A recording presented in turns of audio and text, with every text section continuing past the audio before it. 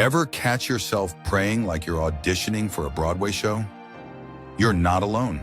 Today we're diving into a game-changing lesson from Jesus about talking to God.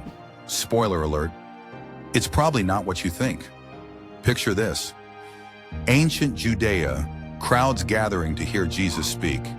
Among them, religious leaders who love to pray loudly on street corners, showing off their piety. Sound familiar? Maybe you've seen modern versions, the social media prayer warrior, or the person who always volunteers to pray at dinner parties. But Jesus drops a bombshell. In Matthew 6:5-6, he says, "When you pray, don't be like the hypocrites who love to pray publicly on street corners and in the synagogues where everyone can see them. I tell you the truth, that is all the reward they will ever get. But when you pray, go away by yourself, shut the door behind you, and pray to your Father in private." Wait, what? Isn't public prayer good? Here's the twist. Jesus isn't against public prayer itself. He's challenging our motives.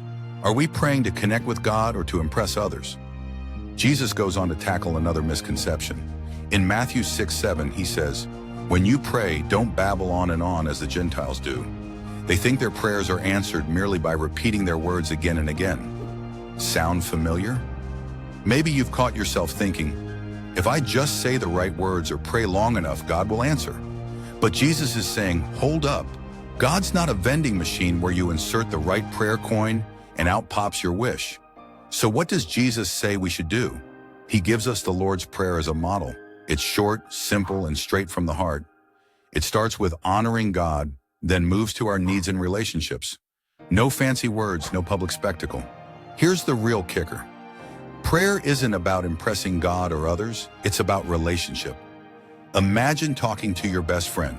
You wouldn't use flowery language or shout so others can hear. You'd be real, honest, and personal.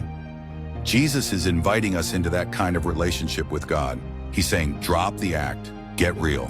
God already knows what you need before you ask. So next time you pray, remember, it's not about the performance, it's about the heart-to-heart with your Heavenly Father.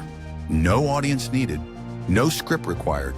Just you and God having a real conversation. That's the prayer revolution Jesus started, and it's just as radical today as it was 2,000 years ago.